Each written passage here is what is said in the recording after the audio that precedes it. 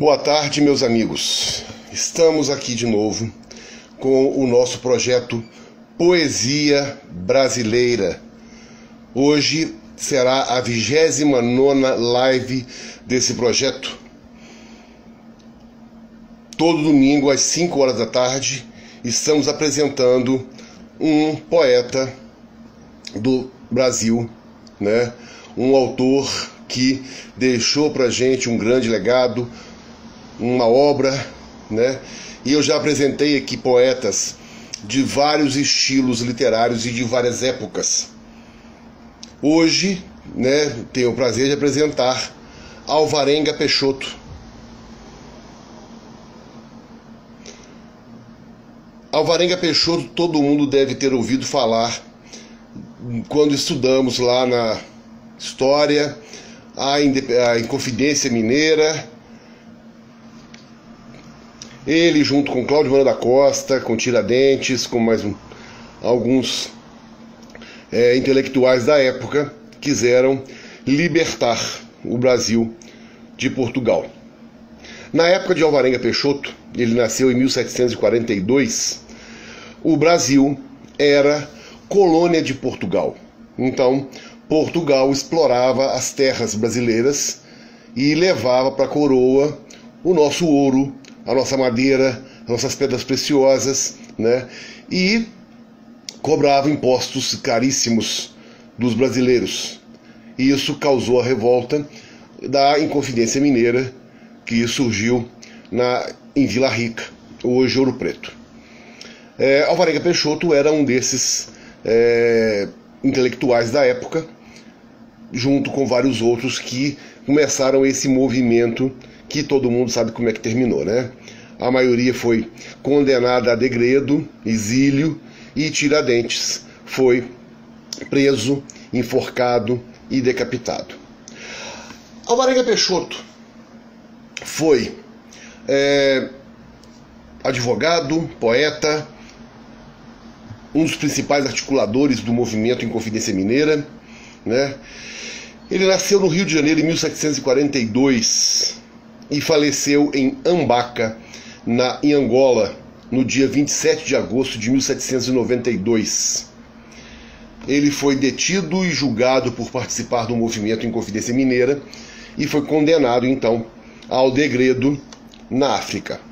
Quando chegou na África, ele acabou morrendo vítima de uma febre que estava assolando o país na época. A Alvarenga Peixoto é da autoria da frase que nós temos na bandeira de Minas: o libertas que será tamen, liberdade ainda que tardia. Então ele nasceu, como eu disse, no Rio de Janeiro, era filho de Simão Alvarenga Braga e de Ângela Micaela da Cunha. Ele estudou no Colégio dos Jesuítas no Rio de Janeiro e depois ele se transferiu para Portugal para fazer faculdade de Direito, né? Se bacharelou com louvor na Universidade de Coimbra e lá ele conheceu o poeta Basílio da Gama, com quem se tornou bastante amigo. Lá em Portugal, ele exerceu o cargo de juiz de fora, na vila de Sintra. Depois ele veio para o Brasil e foi ocupar o cargo de senador na cidade de São João del Rei, na capitania de Minas Gerais. Ali também ele exerceu o cargo de ouvidor da comarca do Rio das Mortes e também em São João del Rei, né, ele conheceu Bárbara Eliodora Guilhermina da Silveira, com quem ele casou e teve 4 filhos: Maria Efigênia, José Eleutério, João Damasceno, que depois mudou o nome para João Evangelista, e Tristão de Alvarenga. Alvarenga Peixoto frequentava, então, Vila Rica, né? E aí ele deixou a magistratura e foi se ocupar de lavoura e mineração, né, no sul de Minas Gerais, mais ou menos na cidade de Campanha de São Gonçalo do Sapucaí. Tá? Nessa cidade, inclusive, ele gastou muito dinheiro, quase que toda a sua fortuna, cavando túneis de mineração para abrir novas minas, né, de ouro e fazer ali a sua herança, sua riqueza, né? Ele foi amigo de poderosos da época. Ele partilhava, né, com intelectuais do seu tempo ideias libertárias, né, de vinda do iluminismo. Entre esses amigos, né, ele tinha os poetas Cláudio Moura da Costa, Tomás Antônio Gonzaga, que era seu parente, né, o padre José da Silva e Oliveira Rolim, o militar Joaquim José da Silva Xavier, o Tiradentes, e Joaquim Silvério dos Reis, que depois, a gente sabe, foi o delator do movimento junto à coroa portuguesa, né? Ele teve um amigo muito importante, né, que era um contratador de impostos em Vila Rica, o João Rodrigues de Macedo.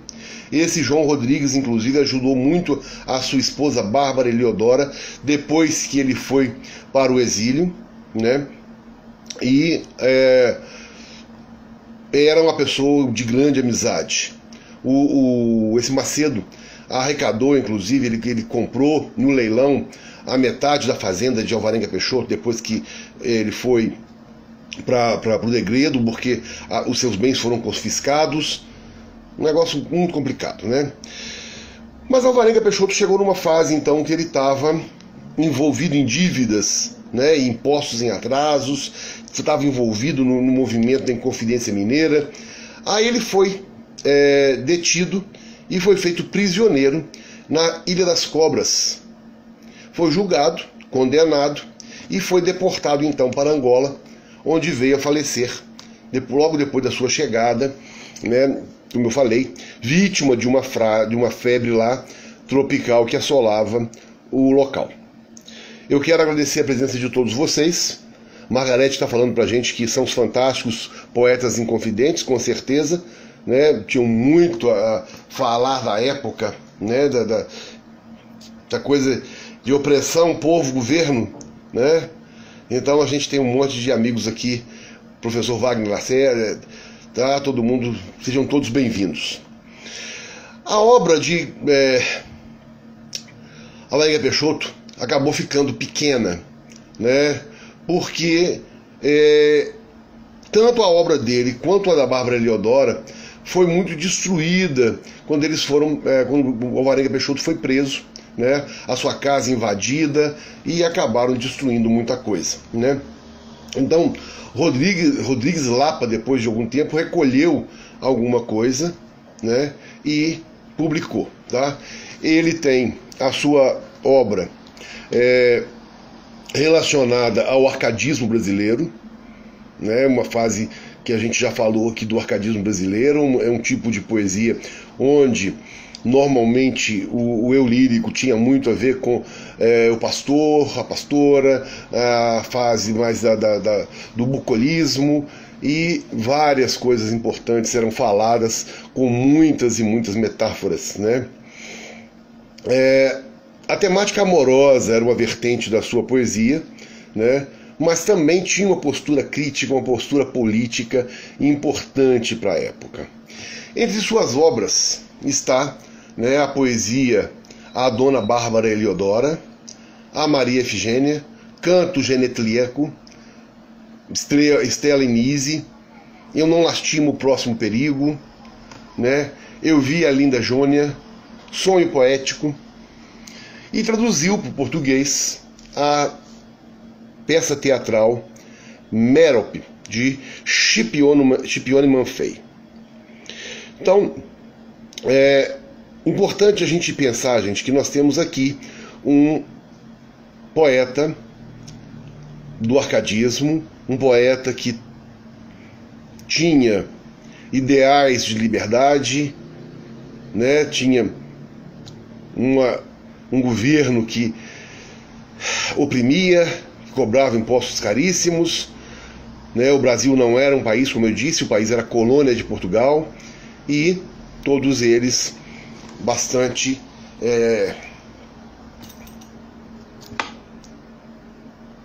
instigados, né, com esse movimento libertário. Uma das suas poesias, né, nós vamos começar a falar das poesias aqui, é o Canto Genetlíaco. Observem como ele vai falar aqui a respeito de opressão do governo, riquezas brasileiras, né? O que podia ser feito nessa fase. Então ele começa: Canto Genetlíaco. Bárbaros filhos dessas brenhas duras, nunca mais recordeis os males vossos. Revolvam-se no horror das sepulturas dos primeiros avós, os frios ossos. Que os heróis das mais altas cataduras principiam a ser patrícios nossos. E o vosso sangue, que essa terra ensopa, já produz frutos do melhor da Europa. Bem que venha a semente à terra estranha, quando produz com igual força, gera, nem do forte leão, fora de Espanha, a fereza dos filhos degenera. O que o estio numas terras ganha, em outras vence a fresca primavera, e a raça dos heróis, da mesma sorte, produz no sul o que produz no norte. Isso que Europa barbária chama do seio das delícias tão diverso, quão diferente é, para quem ama, os ternos laços do seu pátrio berço. O pastor loiro, que o meu peito inflama, dará novos alentos ao meu verso, para mostrar do nosso herói na boca, como em grandezas tanto horror se troca. Aquelas serras de aparências feias, dirá José, ó quanto são formosas! Elas conservam nas ocultas veias a força das potências majestosas. Têm as ricas entranhas todas cheias de prata, de ouro, de pedras preciosas. Aquelas brutas e escalvadas serras fazem as pazes, dão calor às guerras. Aqueles matos negros e fechados que ocupam quase a região dos ares são os que, em edifícios respeitados, repartem raios pelos crepos mares. Os coríntios palácios levantados, dóricos templos, jônicos altares, são obras feitas desses lenhos duros, filhos desses sertões feios e escuros. A coroa de ouro que na testa brilha e o cetro que empunha na mão justa do Augusto José, a heróica filha, nossa rainha soberana Augusta e Lisboa, da Europa maravilha, cuja riqueza todo mundo assusta, essas terras a fazem respeitada, bárbara terra, mas abençoada. Esses homens de vários acidentes, pardos e pretos, tintos e tostados, são os escravos duros e valentes. Aos penosos trabalhos costumados, eles mudam aos rios as correntes, rasgam as serras, tendo sempre armados da pesada alavanca e duro malho os fortes braços feitos ao trabalho.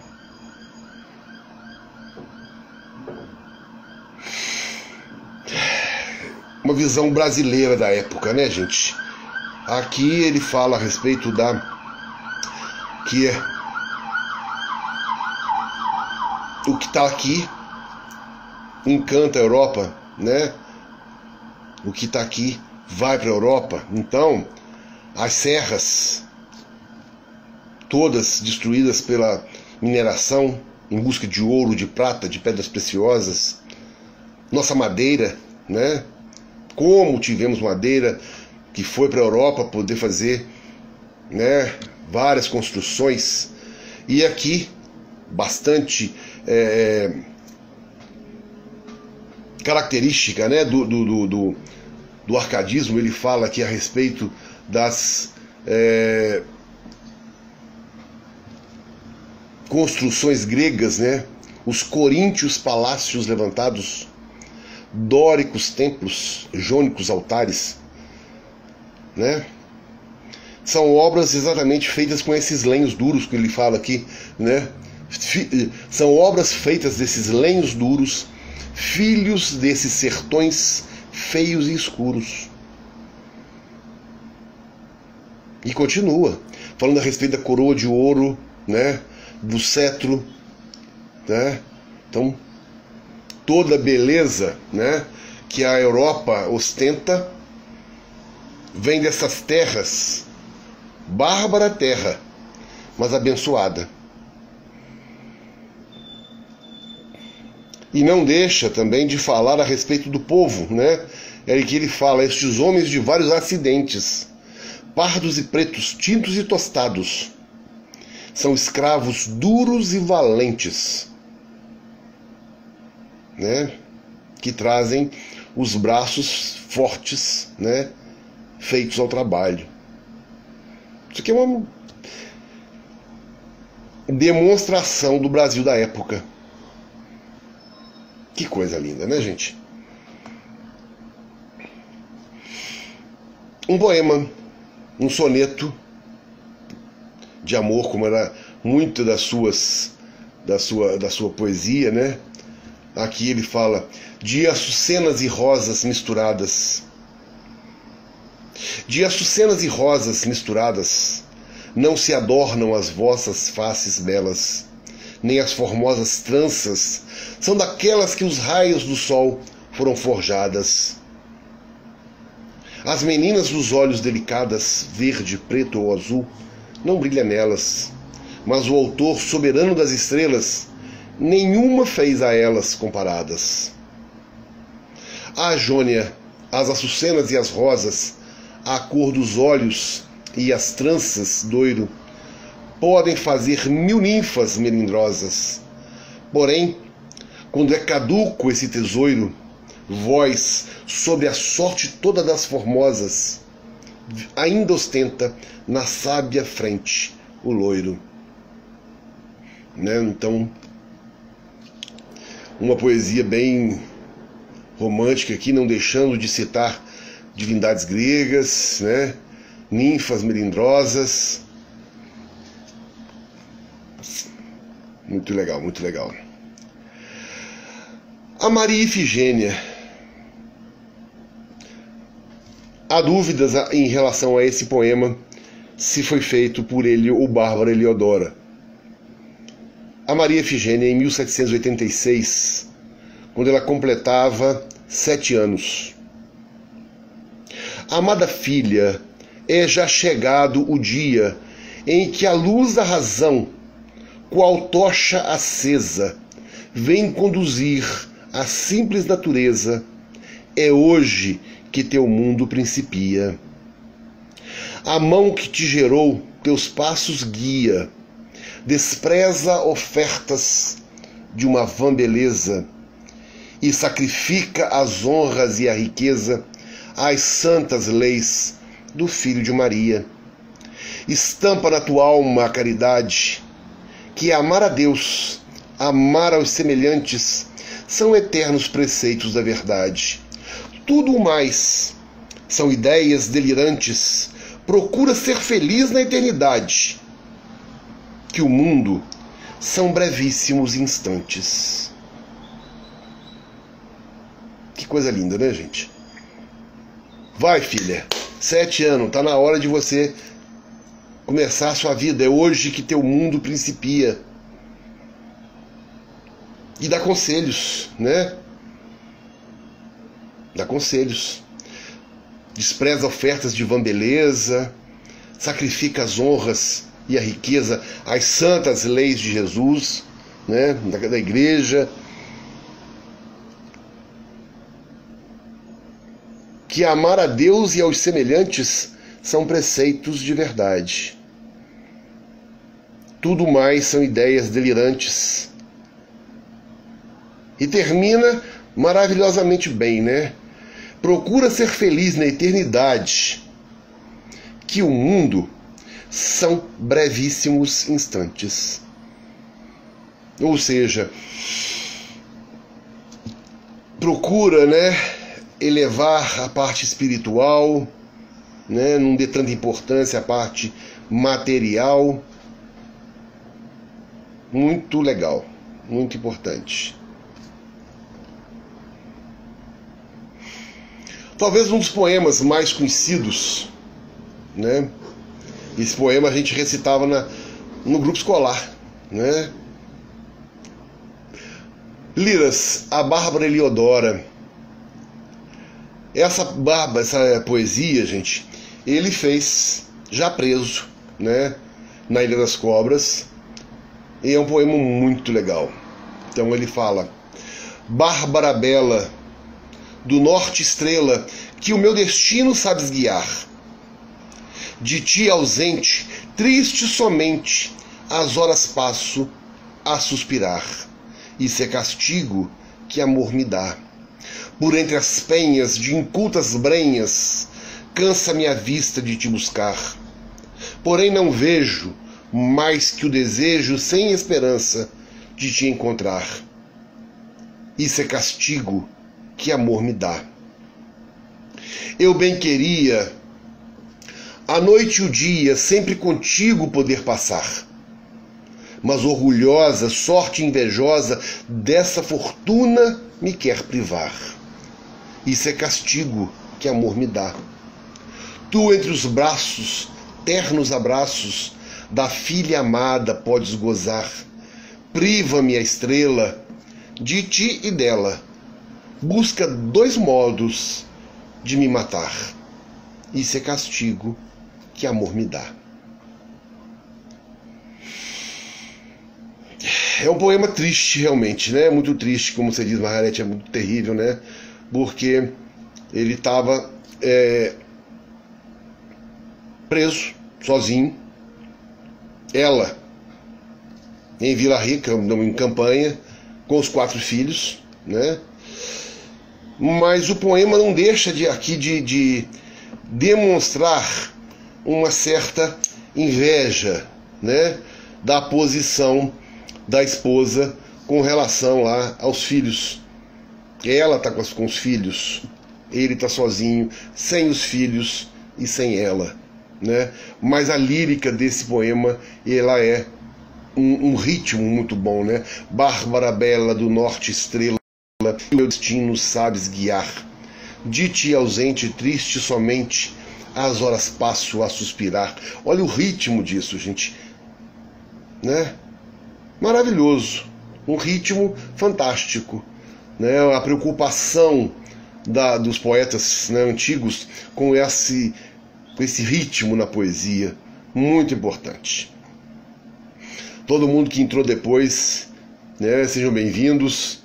Ceci, Marisa, Alessandra, todo mundo que está aqui, importante, bem-vindos. Estamos falando de Alvarenga Peixoto. Sonho poético. Esse sonho poético também, gente, ele faz uma certa alusão a ser um poema de Bárbara Eliodora, Então, sonho poético. Oh, que sonho! Oh, que sonho eu tive nesta feliz, ditosa, sossegada sesta. Eu vi o Pão de Açúcar levantar-se e, no meio das ondas, transformar-se na figura do índio mais gentil, representando só todo o Brasil. Pendente a tiracol de branco arminho, côncavo dente de animal marinho, as preciosas armas lhe guardava, era tesouro e juntamente aljava. De pontas de diamante eram as setas, as hastes de ouro, mas as penas pretas, que o índio valeroso, ativo e forte, não manda seta em que não mande a morte. Zona de penas de vistosas cores, guarnecida de bárbaros lavores, de folhetas e pérolas pendentes, finos cristais topázios transparentes, em recamadas peles de saíras, rubins e diamantes e safiras, em campos de esmeralda escurecia a linda estrela que nos traz o dia. No cocar, ó que assombro, ó que riqueza, vi tudo quanto pode a natureza. No peito, em grandes letras de diamante, o nome da augustíssima imperante, de interício coral, novo instrumento. As mãos lhe ocupa, enquanto ao doce acento das saudosas palhetas que afinava, píndaro americano assim cantava: sou vassalo, sou leal, como tal fiel constante, sirvo a glória da imperante, sirvo a grandeza real. Aos Elísios descerei, fiel sempre a Portugal, ao famoso vice-rei, ao ilustre general, às bandeiras que jurei, insultando o fado e a sorte, e a fortuna desigual, a quem morrer sabe, a morte nem é morte, nem é mal.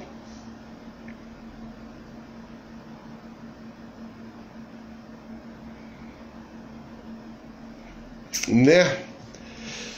Também aqui ele fala a respeito do Brasil, a respeito das, né, imaginando o Pão de Açúcar se transformar num índio. Muito interessante, muito legal. E aí ele bota toda a nossa riqueza, né, gente?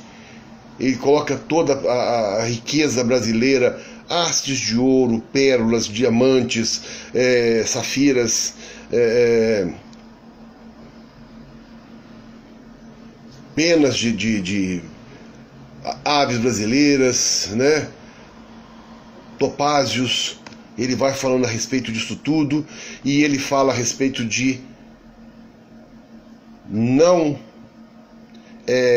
ir contra, né? Ele vai ser sempre fiel a Portugal, né? Fiel ao famoso vice-rei, certo? Né? E quem morrer sabe a morte. Aí ele termina de uma forma bem legal, né? Bem chique, mostrando que isso tudo aí tá de uma certa forma, ele fala e ele desfala com a última frase, né? Que ele fala: a morte nem é morte e nem é mal. Então, se ele insultando a coroa, indo contra a coroa, ele pode ser, né, como foi, acusado, preso e até receber centena de morte. Ele termina: a morte nem é morte, nem é mal. Né? Imaginem, gente, a época deve ter sido um negócio muito complicado, né? Foi uma época que as pessoas trabalhavam para servir a coroa portuguesa. Então, o Brasil não tinha nada, o Brasil não recebia nada, tudo que tinha ia para a coroa, e era só fome, né? Escravidão. Muito obrigado, Marisa. A Marisa dizendo que minhas narrativas convencem da exemplaridade do poeta, né? A gente lê e lembra, né, do que estudou, da época, né, de tudo mais. É uma coisa importante. Aqui um outro poema, gente, é um de bem característico aqui do arcadismo, ele botando deuses, inclusive deusas gregas, né?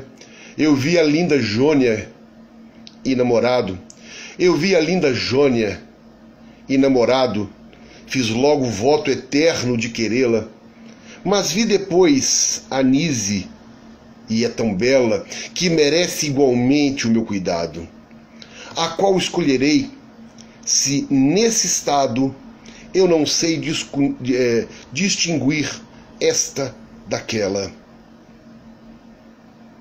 Se Nise agora vir, morro por ela. Se Jônia vir aqui, vivo abrasado. Mas, que esta me despreza, amante, pois sabe que eu estou preso em outros braços e aquela não me quer por inconstante. Vem, Cupido, soltar-me desses laços, ou faze desses dois um só semblante, ou divide meu peito em 2 pedaços. Muito legal, né? Então, assim, é o interesse, é a paixão do eu lírico por outras pessoas, né? Mas ele está preso em outros braços, né?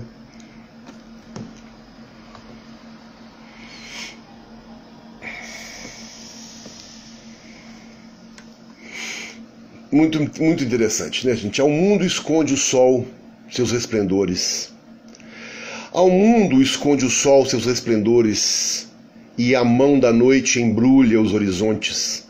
Não cantam aves, não murmuram fontes, não fala Pan na boca dos pastores. Atam as ninfas em lugar de flores, mortais ciprestes sobre as tristes frontes. Erram chorando nos desertos montes, sem arcos, sem aljavas, os amores. Vênus, Palas e as filhas da memória, deixando os grandes templos esquecidos, não se lembram de altares, nem de glória. Andam os elementos confundidos. Ah, Jônia, Jônia, dia da vitória, sempre o mais triste foi para os vencidos.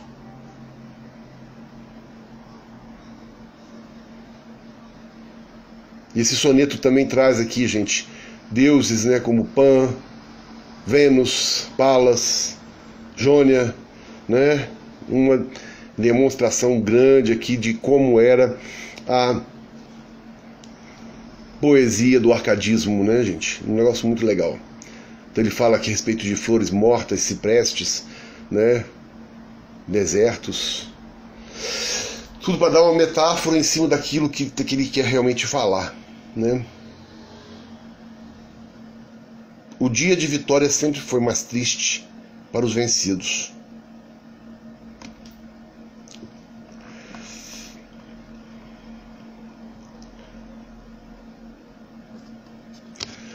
Amada filha, já chegado o dia. Amada filha, já chegado o dia em que a luz da razão, qual tocha acesa,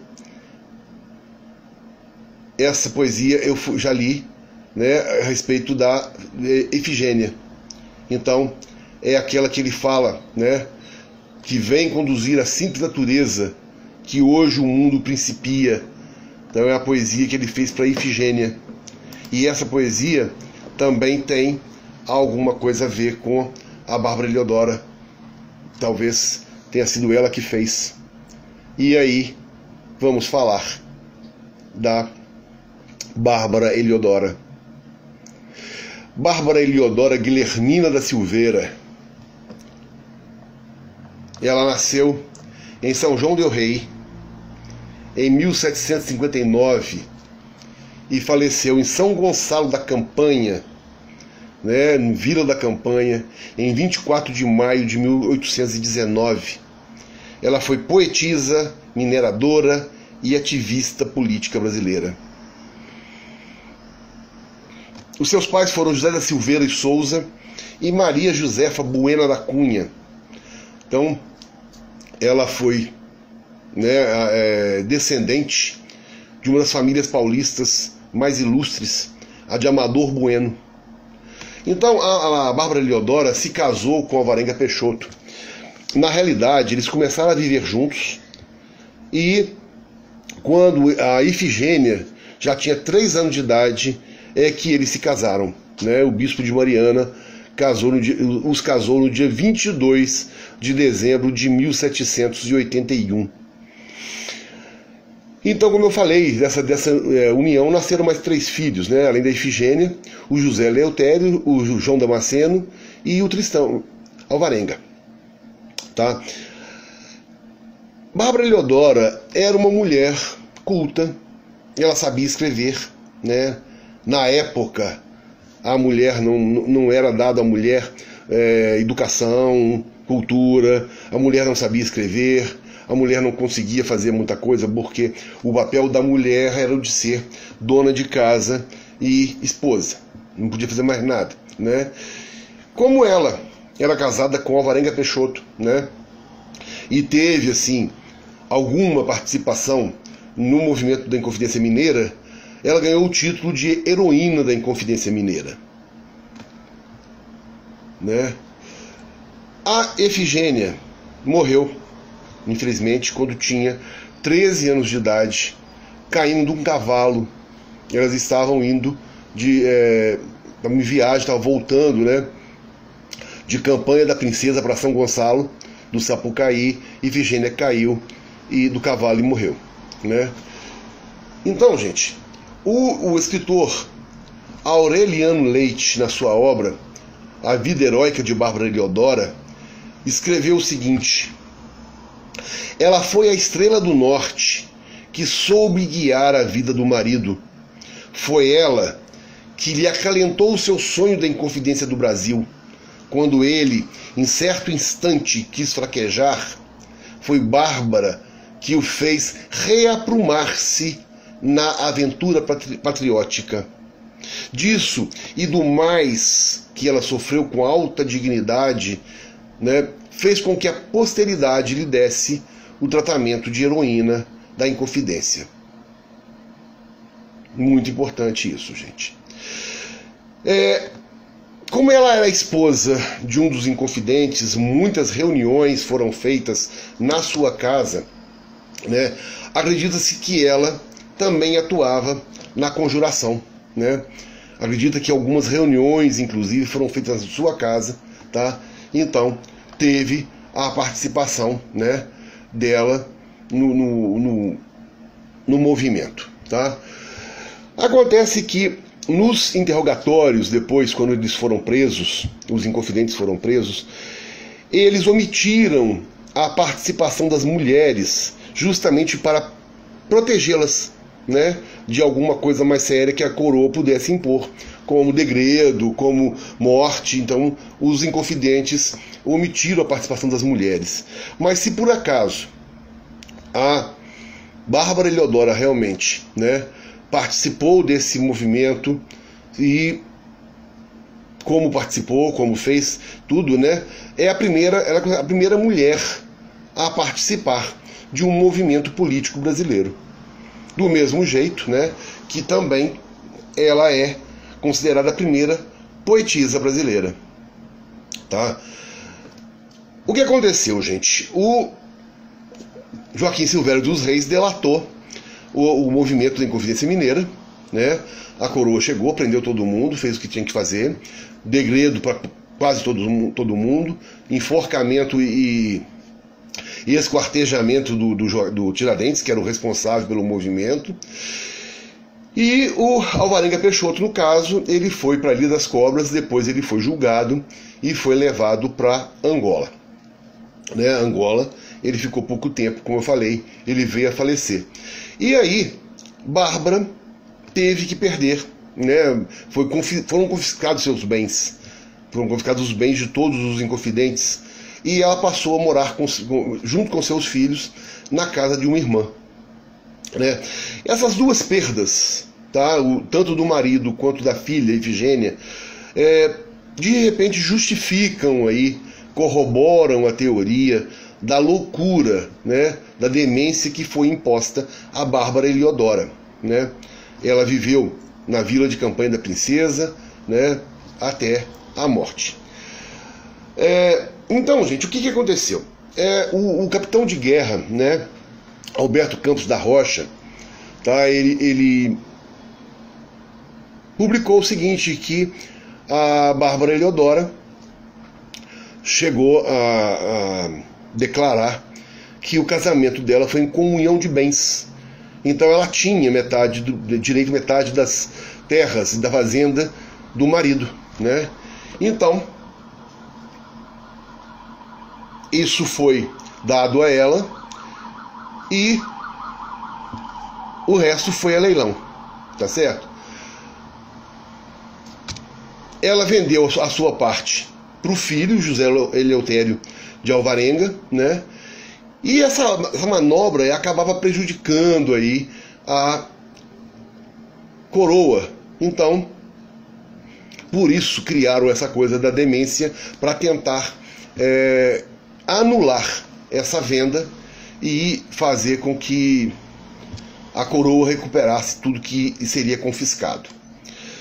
Bárbara Eleodora viveu os últimos anos na vila sul-mineira de Campanha da Princesa, né? E mantinha as propriedades, porque o compadre lá, João Rodrigues de Macedo, que eu falei antes, né? Ele comprou no leilão a outra metade da fazenda e ela ficou cuidando da fazenda e fazendo, inclusive, trabalhando como mineradora, né? Ela ficou nas atividades de agricultura e mineração até a morte. A Bárbara Eleodora morreu em São Gonçalo do Sapucaí no dia 21 de maio de 1819. E aí ela foi sepultada na igreja matriz da cidade.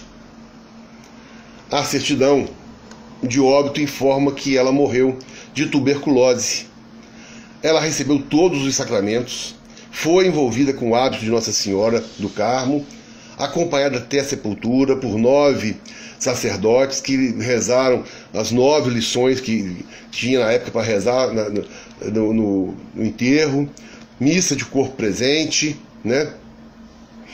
Depois, em 1920, gente, tiraram esses ossos da Bárbara Eleodora dessa sepultura e colocaram no cemitério local, numa vala comum, e isso se perdeu. Ninguém sabe aonde estão os restos mortais de Bárbara Eleodora. Como eu falei, gente, a obra literária de Bárbara Eleodora está bem reduzida, porque quando aconteceu a prisão do marido, né, soldados da corte portuguesa invadiram sua casa para tomar as propriedades e toda a sua obra foi rasgada. Então, rasgaram tudo, jogaram tudo fora. Então a gente tem alguns poemas, 3 poemas na realidade, que são dados a ela o direito. Mas muitos poemas dela podem ter sido escritos no nome do marido para preservar esse soneto. Então a ela são atribuídos os Conselhos a Meus Filhos, né? Um soneto dedicado a Maria Efigênia, que eu já li inclusive, e também aquele soneto que fala do Pão de Açúcar se transformando em índio, né? Como eu falei, esses poemas atribuídos aí a Bárbara Eleodora colocam-na na posição de primeira poetisa brasileira. Margarete era realmente muita maldade, mas as pessoas eram desse jeito, eles tinham como é que eu posso dizer? A solução de problemas e a resolução de pessoas que eles consideravam bandidos ou contra a coroa eram todos mortos, eram todos degradados, eram todos, né? De repente sempre foi assim na história, a gente já viu muito disso, né? A história é cheia dessas mortes, né? Guilhotina na França e etc, né? Como fizeram, por exemplo, com o Tiradentes, que além de enforcado, ele foi esquartejado e colocado pedaços do Tiradentes em vários locais do país para mostrar à população que não fizesse coisa semelhante, porque senão teria o mesmo destino. Quando a gente começa a imaginar que a cabeça do Tiradentes saiu do Rio de Janeiro depois do enforcamento, né, e foi de cavalo até Vila Rica, um negócio complicado, né? Lá em Lafayette, por exemplo, tem um lugar que tem assim, ponto de troca da salmoura da cabeça do Tiradentes. Aquilo era conservado em sal.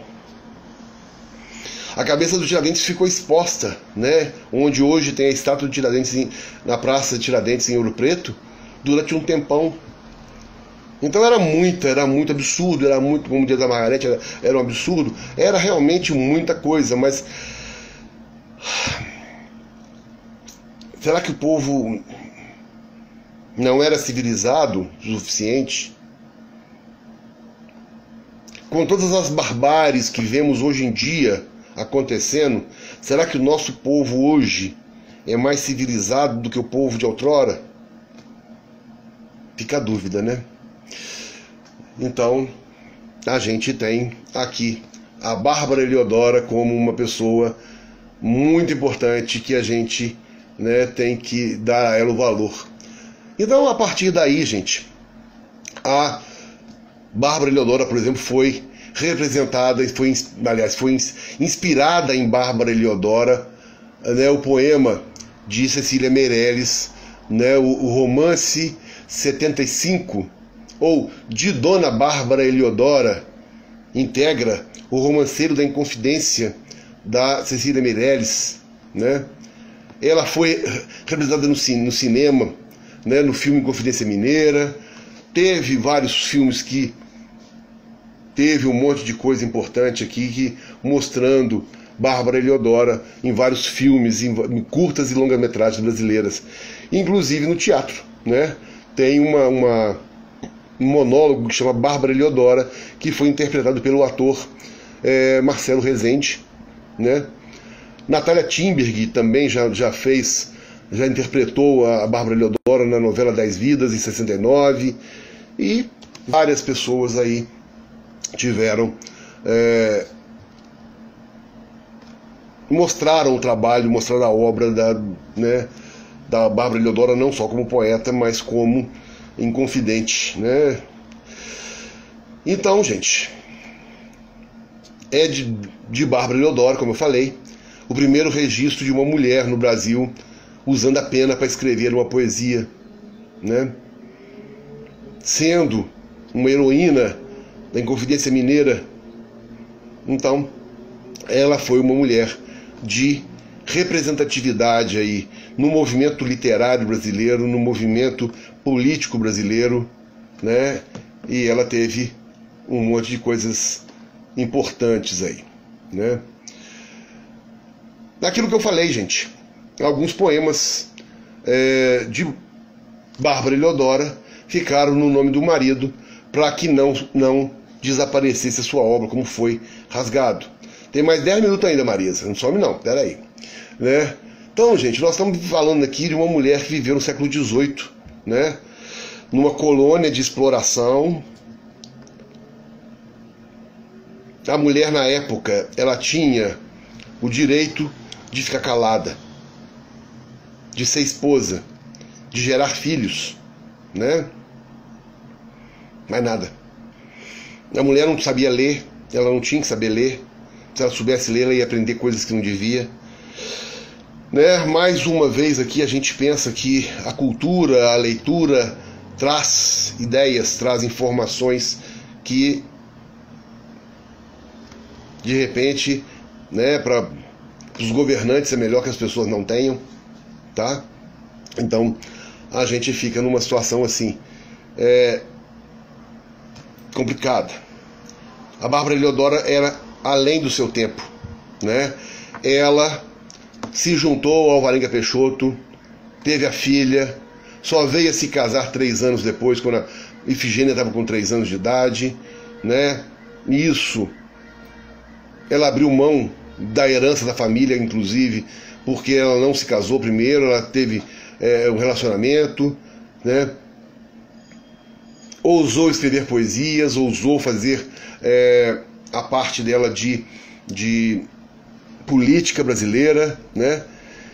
E quando, né, os soldados entraram na residência para poder procurar papéis e movimentos da Inconfidência Mineira, né, a mãe da rainha Maria Louca de Portugal, né, eles acabaram rasgando tudo, rasgando muita coisa. E por que rasgaram essas poesias, esses escritos de Bárbara Heliodora? Justamente para impedir que a obra dela passasse, né, por gerações, e para calar a mulher da época e calar a mulher de toda a época que viria depois dela, né? Então, eles queriam realmente condenar a inexistência Bárbara Eliodora e todas as mulheres que viessem depois de Bárbara Eliodora, né? E aí, por isso mesmo, a gente tem essa ideia de que muitos poemas seus foram com o nome do Alvarenga Peixoto, para ser preservado. Mesmo assim, a sua obra poética, como eu falei antes, é pequena, né? Então, uma complicação muito grande, a gente ficou com uma coisa muito pequena. Então, aquele poema que eu li, né? O amada filha, já chegado o dia em que a luz da razão, qual tocha acesa, vem conduzir a simples natureza. Esse poema, né? A Maria Efigênia, quando ela tinha 7 anos, isso aí, gente, é considerado da Bárbara Eliodora, e não como já foi escrito para o Alvarenga Peixoto. Então, o que sobrou da Bárbara Eliodora são 3 poemas, né? Que é 2 poemas se relacionando aí à maternidade, esse poema que ela escreveu para a filha, um conselho para os filhos, tá certo? E tem dúvidas se esse poema é dela, se esse poema é do Alvarenga Peixoto, fica essa coisa difícil, né? Não se admitia na época que uma mulher pudesse escrever, que uma mulher tivesse capacidade de escrever alguma coisa, de ser uma poetisa, de estar à frente de qualquer movimento, né? Então, é importante, né, a gente pensar, né, que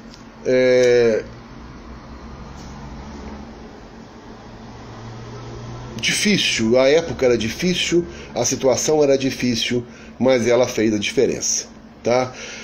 Então, gente, no início do século XX, Cecília Meirelles e Henriqueta Lisboa sentiram a necessidade de resgatar a obra de Bárbara Eliodora, né, a nossa primeira poeta.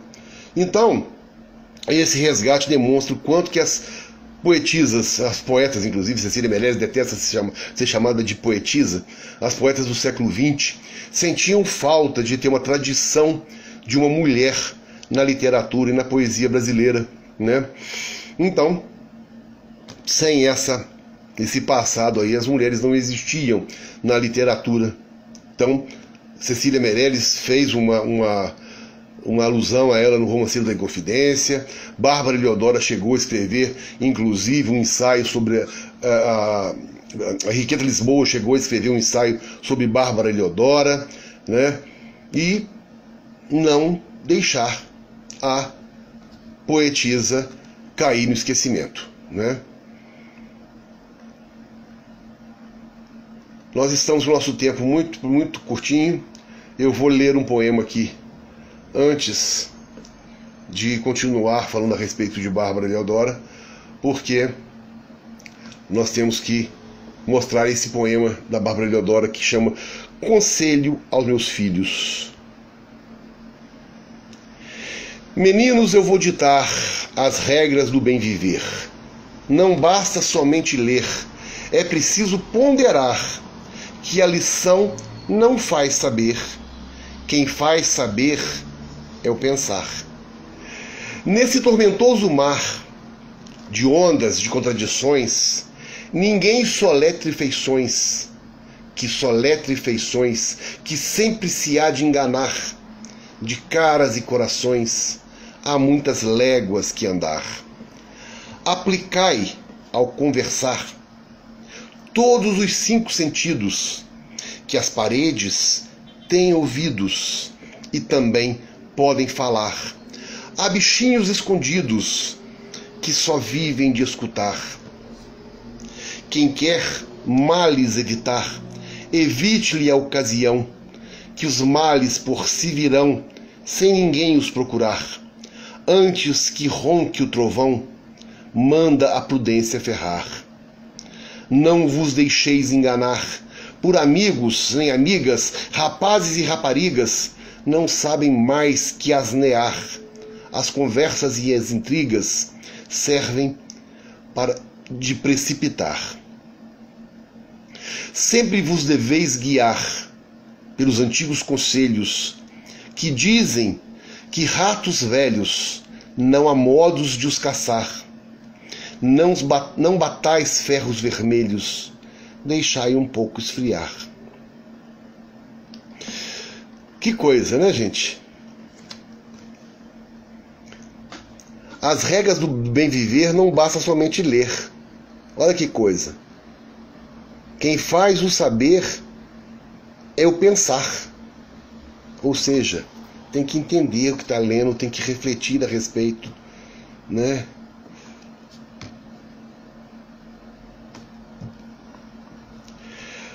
Aplicai ao conversar todos os 5 sentidos, que as paredes têm ouvidos.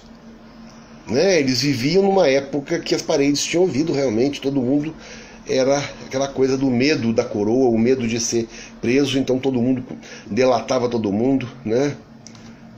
Quem quer males evitar, evite a ocasião, que os males por si virão, sem ninguém os procurar.